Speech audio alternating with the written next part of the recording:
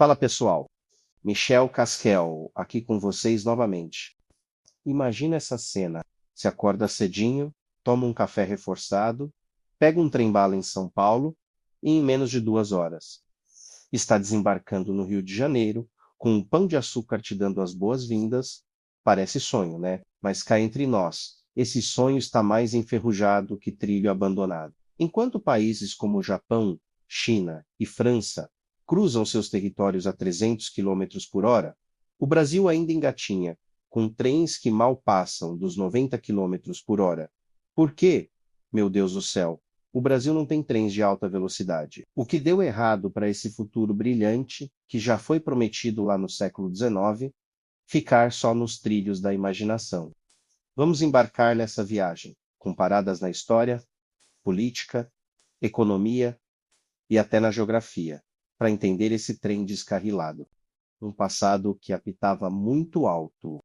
Era 1854 e o Brasil estava começando a engatar a primeira marcha rumo à modernidade. O gaúcho Irineu Evangelista de Souza, mais conhecido como Barão de Mauá, botou o pé na história ao inaugurar a primeira ferrovia do país, com direito a tapete vermelho do imperador Dom Pedro II. A locomotiva, carinhosamente chamada de Baronesa, soltou um apito estridente e puxou seus vagões por 14,5 quilômetros, da Baía de Guanabara até a Serra do Mar. Naquele dia, o barulho do trem não era só vapor escapando, mas era um som do progresso, uma promessa de que o Brasil ia correr atrás do futuro. Naquela época, ferrovias eram o que havia de mais top em transporte. Países como Inglaterra e Estados Unidos já tinham seus trilhos cortando o mapa, e o Brasil não quis ficar para trás. A ideia era ambiciosa: ligar Petrópolis à cidade imperial e depois estender os trilhos até Minas Gerais e São Paulo. Só que, como quem promete chegar cedo e se atrasa, esse plano grandioso nunca passou da estação inicial. Mesmo assim, as ferrovias cresceram. No fim do século XIX, o Brasil tinha mais de 9.000 quilômetros de trilhos, com trens levando café para os portos e passageiros para as cidades. Era um tempo em que o apito do trem ecoava como um hino de esperança. Mas espera aí, se a gente começou tão bem, por que hoje os trens de alta velocidade são só um pôster desbotado no nosso imaginário? A resposta está numa mistura explosiva de escolhas erradas, falta de planejamento e um jeitinho brasileiro de deixar o trem passar. Foi a bitola que quebrou o ritmo do nosso progresso. Se você nunca ouviu falar de bitola, segura essa. É a distância entre os trilhos onde as rodas do trem se encaixam. Parece detalhe, mas é o coração da confusão. No Brasil, cada um fazia o que queria, como se fosse um baile sem coreografia. Enquanto a Europa e os Estados Unidos padronizaram suas bitolas em 1435 milímetros, que virou o padrão mundial, o Brasil virou uma salada de trilhos. Tínhamos bitola estreita no valor de 1 metro. Tínhamos bitola larga de 1,6 metros e até umas esquisitices no meio do caminho. No final do século XIX, o país tinha 8 tipos de bitolas diferentes. Caraca, cadê a padronização? Era como tentar montar um quebra-cabeça com peças de jogos diferentes. Por que isso importa? Imagina um trem saindo de São Paulo com bitola de 1 metro e, no meio do caminho, encontrando trilhos de 1,6 metros. É como tentar calçar um sapato 38 com um pé 42.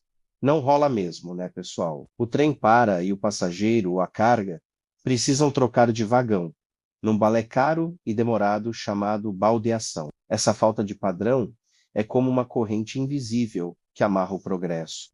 Enquanto a Europa unificava seus trilhos para conectar Londres a Paris em poucas horas, o Brasil construía linhas desconexas, cada uma servindo aos interesses de um fazendeiro de café ou de um porto específico. Planejamento passou longe. Em 1970, já na ditadura militar, o governo até tentou botar ordem na casa, dizendo que a bitola padrão seria a de 1,6 metros. Mas, como quem promete arrumar o quarto e só empurra a bagunça para debaixo da cama, as linhas antigas não foram adaptadas. Hoje, dos 30.000 quilômetros de trilhos no Brasil, mais de 22.000 são de bitola estreita, 7.000 de bitola larga e uns 514 quilômetros de bitola mista, que tenta conciliar as duas, mas é como querer agradar gregos e troianos. Qual o resultado? Um mapa ferroviário que parece um novelo de lã embolado, com trechos que não se falam. É como se o Brasil tivesse construído uma estrada, mas esquecido de ligar as pontes. Pessoal, antes de continuarmos o vídeo, curta o vídeo clicando no like.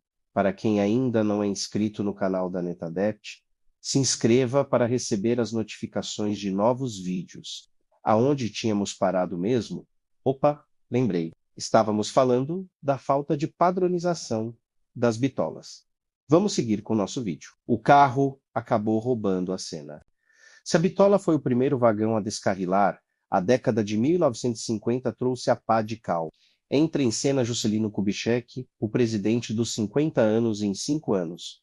JK tinha um plano brilhante em transformar o Brasil numa potência industrial, com carros brilhando nas estradas e Brasília nascendo no meio do cerrado. O carro virou o símbolo do progresso, e as rodovias a nova paixão nacional. Enquanto os trens apitavam em desespero, o governo abria as portas para as montadoras estrangeiras, como Ford e Volkswagen, que começaram a fabricar seus carrinhos reluzentes no Brasil. Não me entenda mal, mas investir em carros não foi de todo ruim. A indústria automobilística gerou empregos e aqueceu a economia. Mas caramba, precisava virar as costas para os trens? As ferrovias, que já estavam capengas por causa da crise do café em 1929, foram relegadas a segundo plano. O Brasil abraçou as rodovias com tanto entusiasmo que parecia que os trilhos tinham virado peça de museu. O transporte de carga, que antes dependia dos trens, passou para as carretas, e os passageiros trocaram o vagão pelo ônibus ou pelo avião, que começava a ficar mais acessível. Enquanto isso, no Japão, o Shinkansen, o primeiro trem-bala do mundo, fazia sua estreia em 1964, ligando Tóquio a Osaka a 210 km por hora. Era como se o mundo tivesse apertado o acelerador. E o Brasil, bem, ficou olhando da janela da estação. A China, anos depois, pegou carona nesse trem e hoje tem mais de 46 mil quilômetros de trilhos de alta velocidade, conectando 96% das cidades com mais de 500 mil habitantes. E o Brasil ainda está contando os 90 km por hora dos trens da CPTM e também da Transurb como velocidade máxima. É de dar um suspiro de cortar o coração. O custo que pesa mais que um trem. Agora, vamos falar de dinheiro, porque no fim das contas, é ele que manda no trilho. Construir um trem de alta velocidade não é brincadeira. Um único quilômetro de trilho pode custar entre 20 e 30 milhões de dólares, segundo especialistas do Banco Mundial. Se a gente pensar numa linha Rio-São Paulo, com os 417 quilômetros, o preço pode bater fácil os 50 bilhões de reais. E isso sem contar as locomotivas, que custam uns 3 milhões de dólares cada, ou os vagões, que saem por 1 milhão. É grana para caramba, e o Brasil, com suas crises econômicas e orçamentos apertados, nunca conseguiu tirar esse sonho do papel. Teve tentativa, viu? Em 2008, o governo de Lula anunciou o trem de alta velocidade chamado de TAV entre Rio, São Paulo e Campinas. A ideia era ter um trem-bala rodando a 350 km por hora para a Copa de 2014.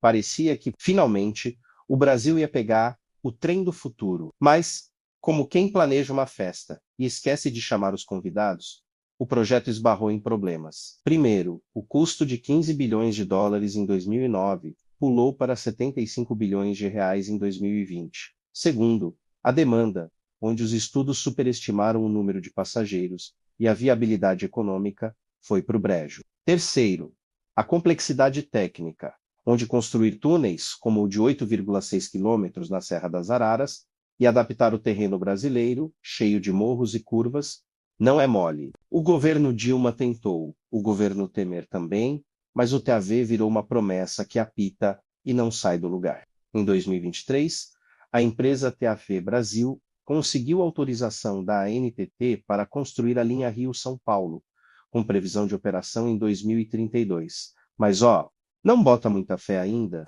A empresa tem só R$ 100 mil de capital social e precisa de investidores para bancar os 50 bilhões. É como querer construir um foguete com trocados no bolso. Sem falar que a corrupção, um velho passageiro das obras públicas brasileiras, sempre dá um jeito de embarcar. A geografia que não ajuda. O Brasil é um país imenso. E isso todo mundo sabe. São 8,5 milhões de quilômetros quadrados, com selvas, montanhas, rios e um litoral que não acaba mais. Construir trilhos nesse cenário é como tentar traçar uma linha reta num labirinto. A Serra do Mar, por exemplo, é um monstro que engole qualquer orçamento. Túneis e viadutos custam caro e a manutenção é um pesadelo. Na Europa, onde as cidades são pertinho umas das outras, um trem de alta velocidade faz sentido. Um bom exemplo é o trajeto entre Madrid e Barcelona, de 620 quilômetros, que leva 2 horas e 30 minutos. No Brasil, as distâncias são enormes e a densidade populacional é mais espalhada. Ligar São Paulo ao Rio pode até ser viável, mas e o norte e o centro-oeste? É um desafio que faz até o mais otimista coçar a cabeça. Além disso, a geografia política também atrapalha. Durante o Império, as ferrovias eram obras privadas, feitas para servir fazendeiros e exportadores. Não tinha uma visão nacional, um plano para conectar o país. Depois, com a República, a coisa não melhorou. Cada governo vinha com sua prioridade. E os trens foram ficando para trás, como um vagão esquecido na estação. Enquanto isso, países como a China investiram pesado, mesmo sabendo que suas linhas de alta velocidade operam no vermelho. Por quê? Porque lá o trem não é só transporte, mas sim um símbolo de poder, progresso e união nacional. Aqui, a gente ainda está discutindo se vale a pena. A concorrência que passou na frente. Outro motivo para a falta de trens de alta velocidade é a concorrência. Aviões e ônibus roubaram a cena. Hoje, uma passagem de avião de São Paulo ao Rio pode custar menos de R$ 200, e o voo leva 1 hora. Um trem-bala, com passagem estimada em R$ 500, teria que ser muito mais conveniente para competir. E, vamos ser honestos, quem vai querer trocar o conforto de um voo rápido por um trem que, mesmo sendo moderno, ainda vai levar quase o dobro do tempo? Na Europa, os trens ganham porque as estações ficam no centro das cidades, enquanto os aeroportos são mais longe. No Brasil, com nossos aeroportos pertinho das capitais, a vantagem do trem fica mais fraca. Os ônibus também não ficam atrás. São baratos, acessíveis e vão para praticamente qualquer canto. Claro, demoram mais, mas o preço fala alto. E tem a cultura do carro, que JK plantou e a gente regou direitinho. O brasileiro ama dirigir, mesmo que seja para enfrentar engarrafamentos quilométricos. O trem, coitado, ficou como um primo distante que ninguém chama para o churrasco. O sonho que ainda apita. Mas nem tudo é má notícia. Lá no fundo do túnel, ainda tem uma luzinha piscando. O projeto do TEAFI São Paulo, apesar de todos os percalços, está vivo. A TAV Brasil promete uma linha de 417 quilômetros, com trens a 350 quilômetros por hora, ligando as duas maiores metrópoles do país e parando em Volta Redonda e São José dos Campos. O custo, uns 60 bilhões de reais, com obras começando em 2027 e operação em 2032. Se tudo dar certo, o Brasil pode finalmente entrar no clube dos trens-bala com uma pegada de carbono até 15 vezes menor que a de aviões. No mundo que grita por sustentabilidade, isso é como um apito de esperança. Além disso, tem o trem Intercidades, que está em fase de implantação em São Paulo, com velocidade de 140 quilômetros por hora. Ele vai ligar a capital a Campinas em 1 hora. Não é um trem-bala, mas já é um passo para frente. E quem sabe, com a tecnologia avançando, a gente não veja um maglev brasileiro. Quase chorei aqui agora. Pensou na possibilidade de termos um maglev brasileiro? Seria como o Cobra, desenvolvido pela UFRJ, que usa levitação magnética para flutuar sobre os trilhos. Seria como ver o futuro desembarcar na nossa estação. Por que não pegamos esse trem? No fim das contas, o Brasil não tem trens de alta velocidade por uma soma de erros do passado e desafios do presente. A falta de padronização das bitolas é como uma corrente que prende os trilhos. A escolha pelas rodovias, lá nos anos 50, foi como trocar um cavalo veloz por um carro brilhante, mas que não leva todo mundo. A geografia é complicada, os custos astronômicos e a concorrência de aviões e ônibus são como obstáculos numa ferrovia cheia de curvas. E, para ser honesto, a falta de vontade política também pesa. Projetos de longo prazo, como trens, não rendem votos na próxima eleição e nossos políticos adoram o atalho do curto prazo. Mas, nem tudo está perdido. O Brasil já foi capaz de sonhar grande, como na época do Barão de Mauá.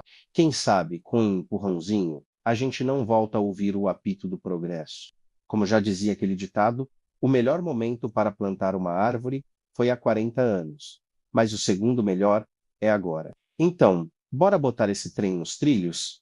Meus amigos, agradeço enormemente vocês por terem assistido esse vídeo. Um grande abraço e até o próximo vídeo.